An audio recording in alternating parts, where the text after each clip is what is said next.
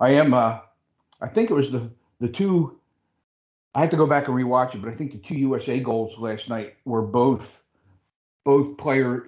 Both goals were a result of players driving the net, and I wanted to go back and grab those for my team to send those out. I'd like to find short examples of good play and send those out. But it's fantastic hockey to watch. It just is. It's unfortunate that more people don't watch it. Tim, you mentioned driving the net. They scored 2 goals that were disallowed. Yep. I'm curious, Tim and Tom. I don't know if you watched the game or not, but what were your thoughts on the calls? I'll just jump in real quick. I know you're really asking Tim B, but the second goal to me seemed the second goal that was disallowed, where they said there was goaltender interference. I wasn't so sure about that one.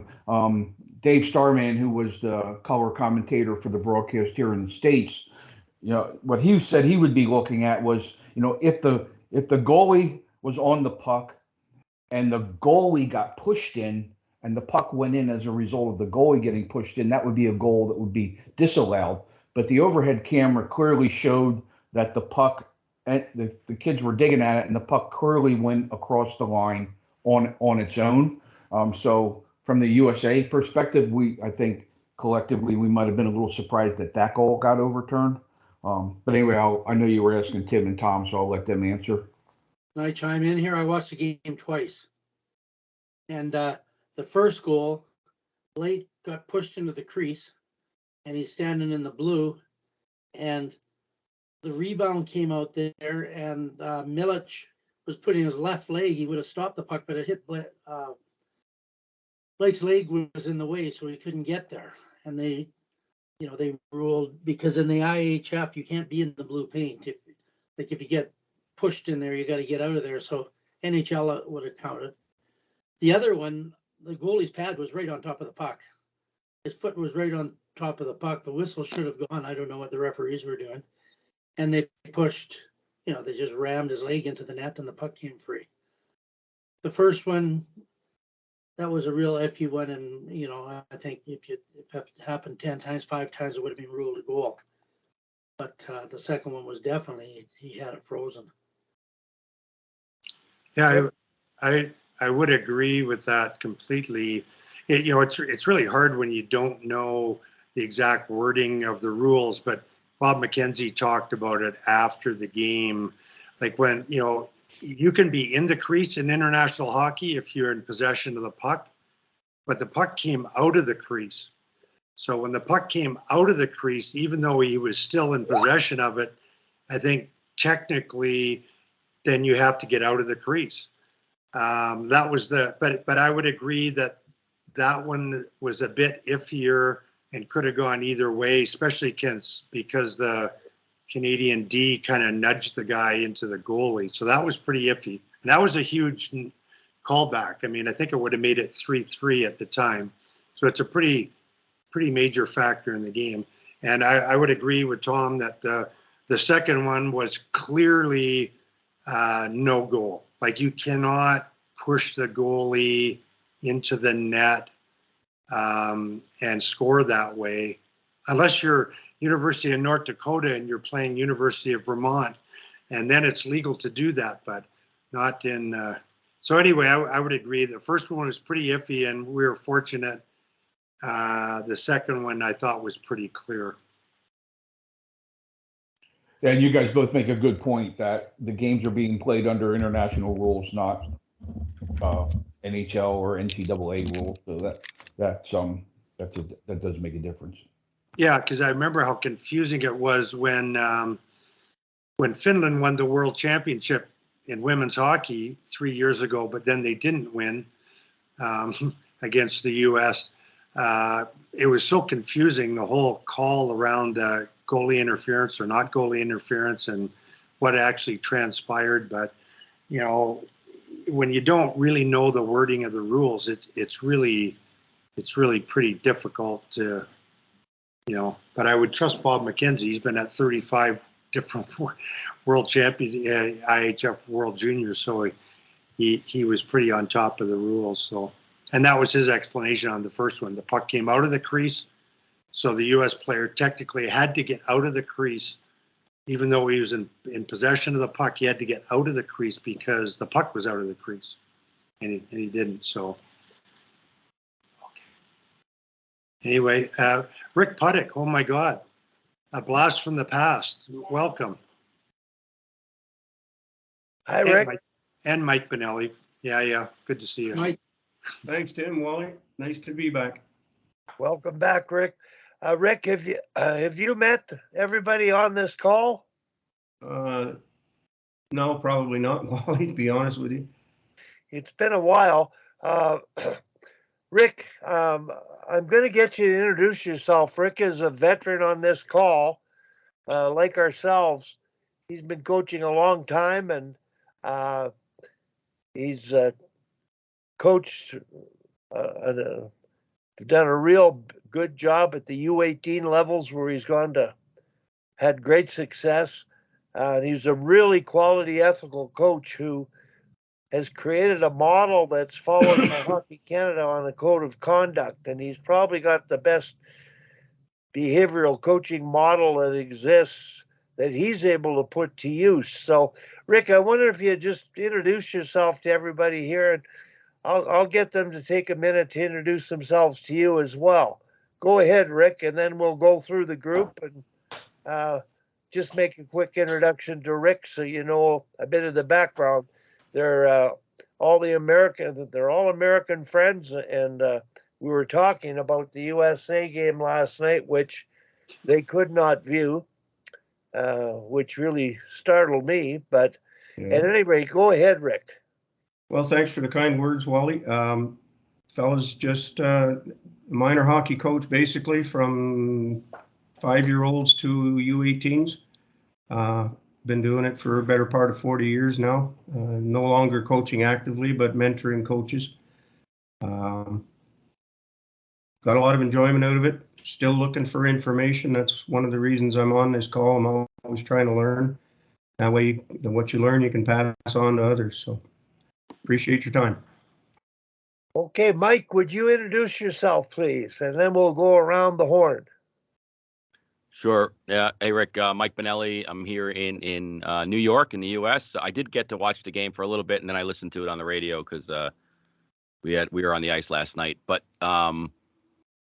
I run a hockey solutions company now since I've stopped coaching. Do a little coaching still, obviously, with the youth hockey and private lessons and a lot of video analysis type stuff, but mostly now just working with amateur hockey associations around the world, just trying to help them, build a better development model and retention model and coaching education model. So that's what I've been up to the last 6-7 years now.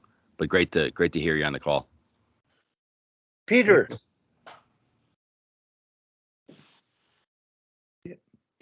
Rick, nice to meet you. Yeah, I'm in the States as well. I'm in Connecticut and coached, similar to you, minor to midget hockey for many years. Also had about 6 years there where I was helping out with a girls' high school team too.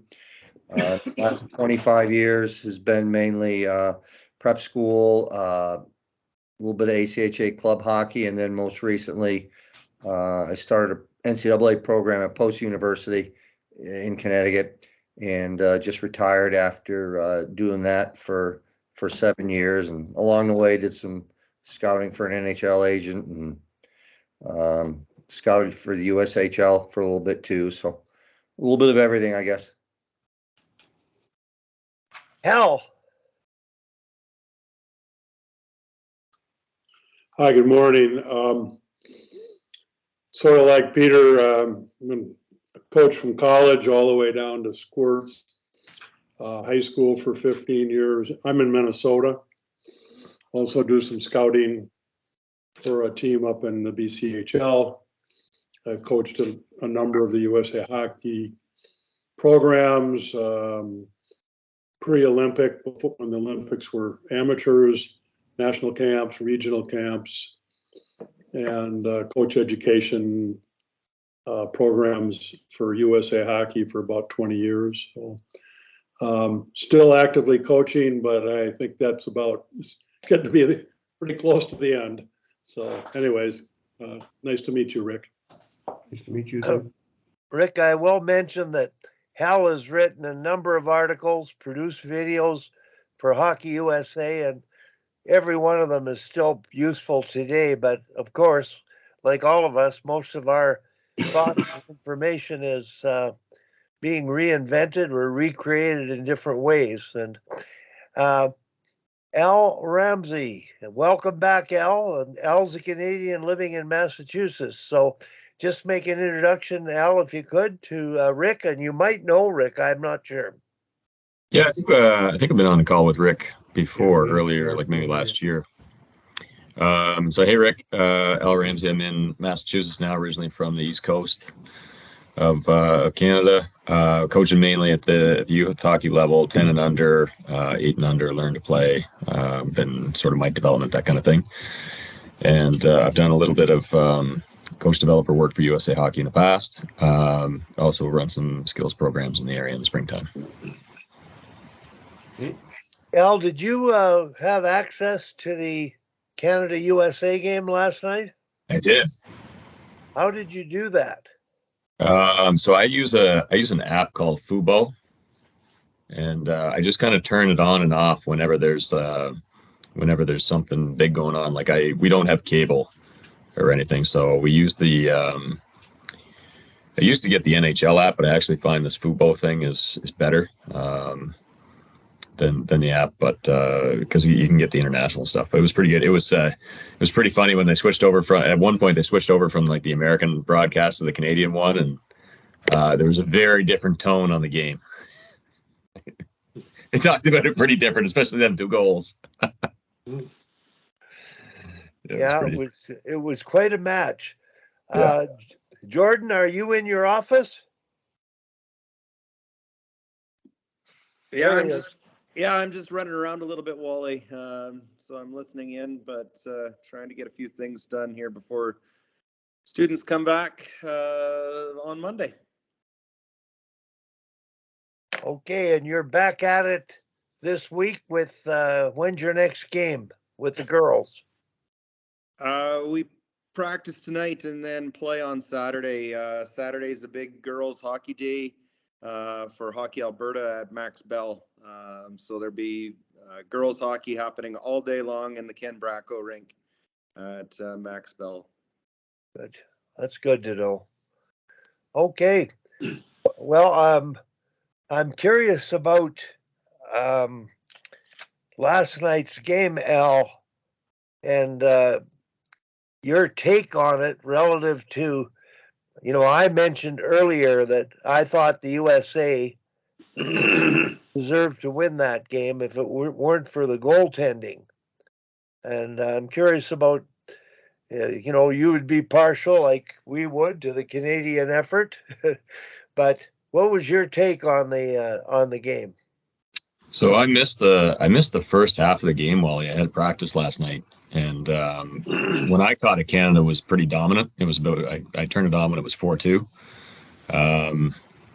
But I've watched some of the highlights and stuff. It looked like the goalie stood on his head there at the start of the game. Yeah, he was exceptional. So anyway, the one thing I really saw was like especially when they had that power play. I mean, they were looking for Connor Bedard so much, right? Like, I wonder, like they got a lot of other guys who can play too, not just Bedard, but obviously Bedard's having such a great tournament. Yeah. It's fun to watch. Well, my general impression about hockey development is what we've created is elite players.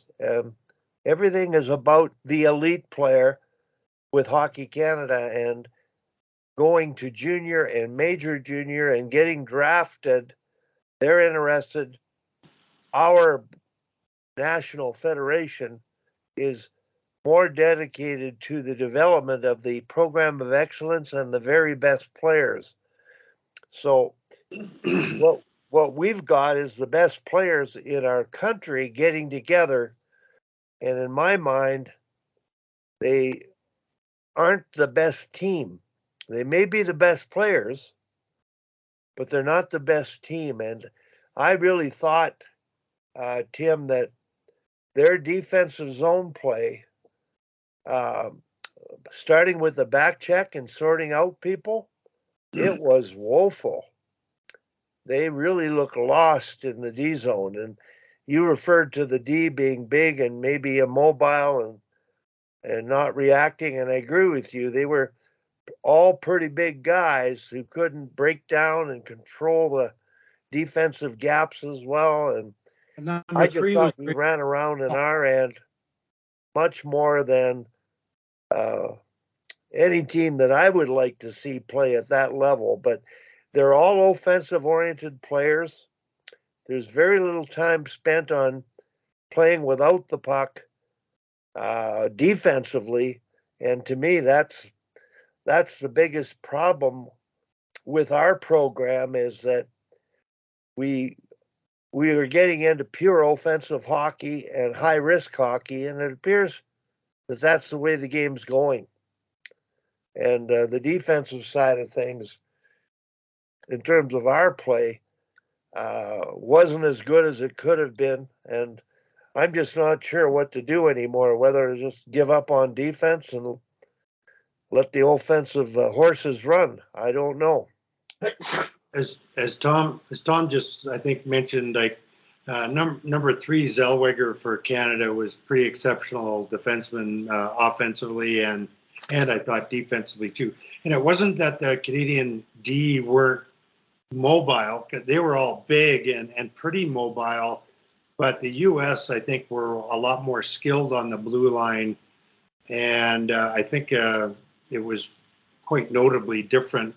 The irony was, I think, on the sort of the back-breaking goal, I think it was the 5-2 goal. It was a USD that turned the puck over. But aside from that, I thought the Canadian D really struggled with their puck management. And I would agree, like defensively, a lot of gifted offensive guys that really don't know how to defend very well.